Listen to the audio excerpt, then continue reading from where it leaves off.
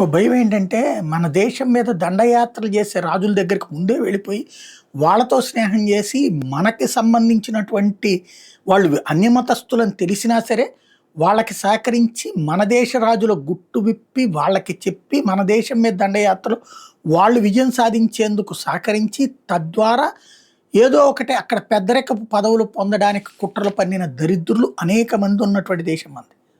ఇప్పుడు రేపు పొద్దున పాకిస్తాన్ కోసమో, ఆఫ్ఘనిస్తాన్ కోసమో, బంగ్లాదేశ్ కోసమో మన దేశంలోనే పనిచేసే దరిద్రులు ఉన్నారు. వాళ్ళు రేపు పొద్దున నిజంగా ఏదన్నా సక్సెస్ అయితే వాళ్ళు అనుకున్న ప్లాన్ దేశంలో ఈ కాక్రోచ్ ప్లాన్స్ సక్సెస్ అయ్యి దేశంలో పొరపాటున అలా దండయాత్రలు చేసి వాళ్ళు గనక భూములు ఆక్రమించుకుంటే ఏమైపోతాం మనం? బెంగాల్లో హిందువులు ఏమయ్యారో విన్నాం, ఇప్పుడు తెలుసుకుంటున్నాం. బంగ్లాదేశ్లో హిందువులు, పాకిస్తాన్లో హిందువులు ఏనాడో మ్యాక్సిమం మాయమైపోయారు.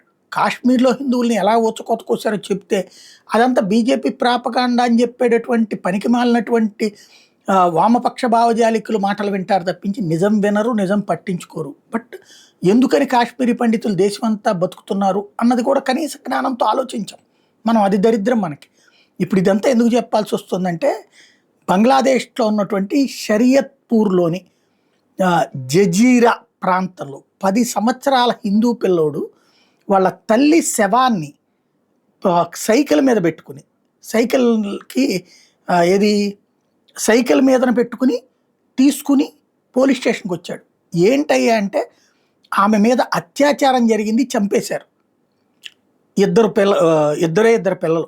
ఆ ఇద్దరు తల్లికి అంటే భర్త లేడు. ఈ పిల్లలు ఆ తల్లితోనే సాకుతున్నది.